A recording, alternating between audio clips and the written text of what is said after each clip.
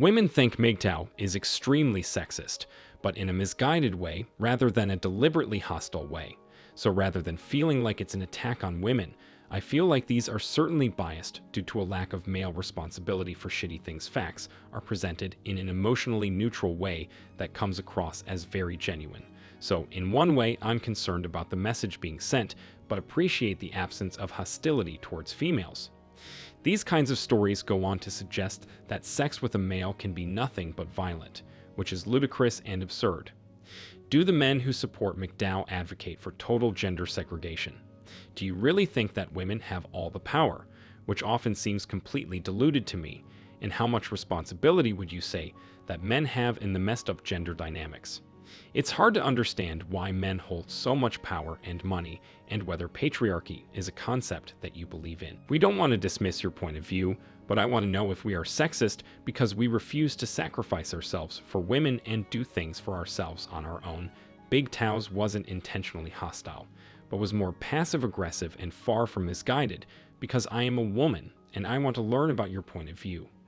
We see through a dense fog of covert control and manipulation that women, state corporations, and cultural institutions put in front of men to keep us blind. Once we see through this fog, it becomes clear that things are deliberately complicated by women so that we as men can continue to jump through feminine hoops our entire lives. To keep us in line with what the female collective believes is acceptable conduct, many women have given us sex only when we acted appropriately. You usually reward us with attention, love, and sex if we go to a dinner party or buy you the purse or flowers you've always wanted. And if we don't, you throw us in the doghouse. Getting angry about it is a waste of time, as many of us in MGTOW have seen and experienced it long enough to know that this is a characteristic of women, and that getting upset about it is pointless. We don't get upset when it rains because we have an umbrella, and our umbrella is the internet. Our protection is our knowledge and the sharing of our wrath. There are many women writers who claim that men are a problem, and that all women should basically become lesbians. To me, these are women who fear men, and they fear our strength, as you've seen at feminist rallies. As men, we are predominantly straight males, and we do not want to be part of a movement that aims to turn women against men. While some men are rough in bed, some women prefer it. It's a matter of personal preference. MGTOW believe that society keeps us unhappy and unsatisfied so that we may be more productive, but the truth is we are more productive when we're happy. However, society fears our happiness. Both men and women can be harmed by gender stereotypes, according to your statement. It's possible that women are more susceptible to stereotyping because they are more likely to interact with others in groups, while men are more lone-wolfed, so they tend to be more individualistic. I agree that stereotyping can be bad in some cases, but when most men have no idea about the female gynocentrosome, they need generalized information in order to understand the concepts. To answer your more in-depth inquiries about MGTOW, I've provided examples from my own life and the lives of guys I've known, as well as examples from other men I've interacted with in the community. First of all, you asked if we support total gender segregation.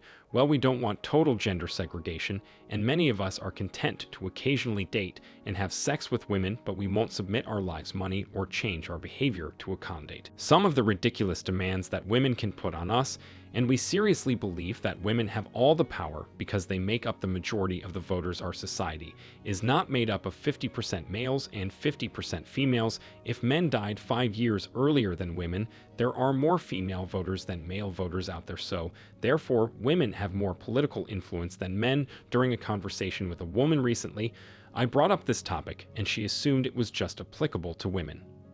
What about ensuring that men and women are represented equally? In my opinion, making the male vote equal to the female vote will never happen.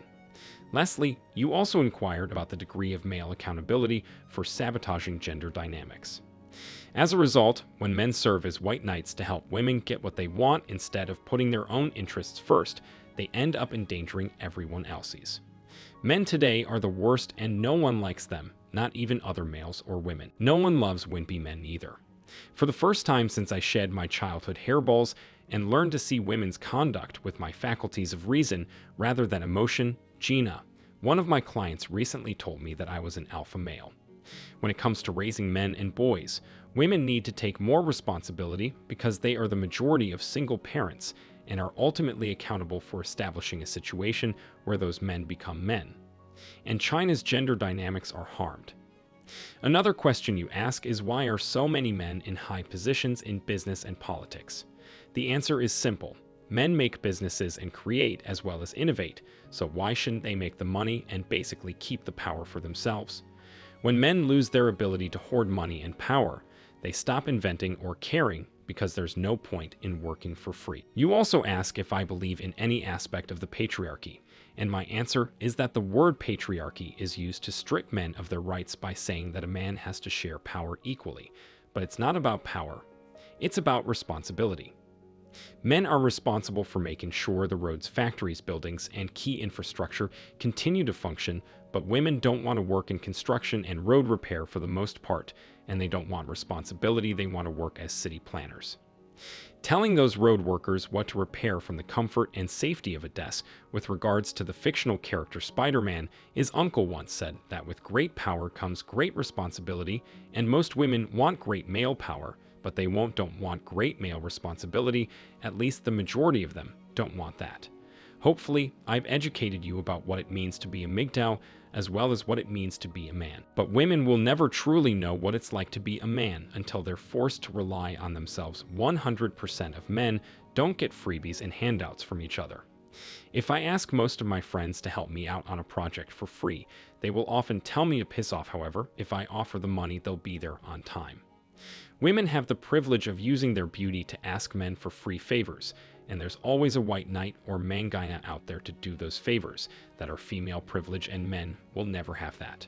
I wish I could have female privilege, but I've never been able to work what my mama gave me, so to speak. Try doing everything in your life without any help and see how that works for you better. Yet do everything for yourself and help the random guy here and there and do them a favor. And then you'll see that it sucks to be the average guy in our society when many women ask me for favors.